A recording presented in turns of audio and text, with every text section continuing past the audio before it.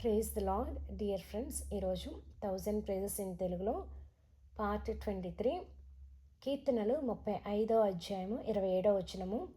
తన సేవకుని క్షేమమును చూచి ఆనందించి యెహోవా గణపరచబడుగాక అని వారు నిత్యము పలుకుదురు. మనం ఎప్పుడైతే యెహోవా గణపరచబడుగాక అని మనం దేవుని స్తుతించి గణపరిచినప్పుడు దేవుడు మన ఎడల జరిగించేటువంటి అద్భుత కార్యములను చూద్దాము. మొట్టమొదటిగా కీర్తనలు 41వ అధ్యాయము 10వ వచనము. యెహోవా తండ్రి, నాయనా, మీరు మీ యొక్క సేవకుని యొక్క క్షేమమును చూచి ఆనందించి యెహోవా గణపరచబడుగాక అని మేము మిమ్మల్ని స్తుతించి గణపరచుండగా మమ్మల్ని కరుణించి లేవనెత్తుతున్నందుకు మీకు నా యొక్క హృదయపూర్వకంగా నా నిండు వందనాలని చెప్పి ఈ వాక్య ప్రకారం నేను దేవుని స్తుతిస్తున్నాను. నెక్స్ట్ కీర్తనలు 23వ అధ్యాయం 1వ వచనంలో, యెహోవా నా కాపరి, నాకు లేమీ లేదు. ఈ వాక్య ప్రకారంగా నేను దేవుని ఎలా స్తుతిస్తున్నానంటే, అయ్యా, మీ యొక్క సేవకుని యొక్క క్షేమమును చూచి ఆనందించి యెహోవా ఘనపరచబడుగాక అని నేను నిన్ను స్తుతిస్తుండగా మీ బిడ్డలో ఏంటంటే మా ఇళ్ళ మీరు మాకు కాపరిగా ఉండి ప్రతి ఒక్క కొరతను మీరు తీర్చుచున్నందుకు నీకు వందనాలు వేసాయని చెప్పి నేను దేవుని స్తుతిస్తున్నాను. నెక్స్ట్ కీర్తనలు 118వ అధ్యాయము 6-7 వచనాలు.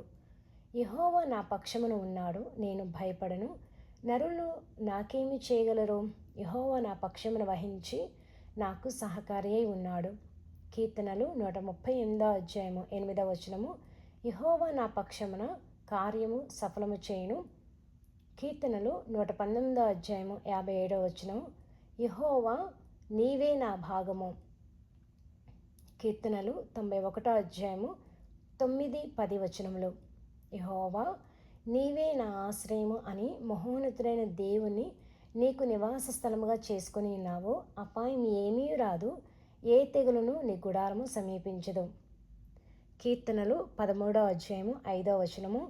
యెహోవా నాకు మహోపకారములను చేసి ఉన్నాడు, నేను ఆయనను కీర్తించెదను.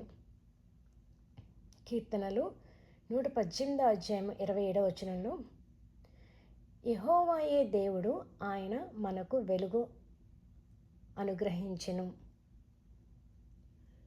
ప్రభువైన యేసుక్రీస్తునికి సమస్త మహిమ, ఘనత, ప్రభావం గాక. క్రీస్తునందు మీ ప్రియ సహోదరి Jayasheela Errapotu. Dear friends, thank you so much for listening. Have a nice day. Praise the lord.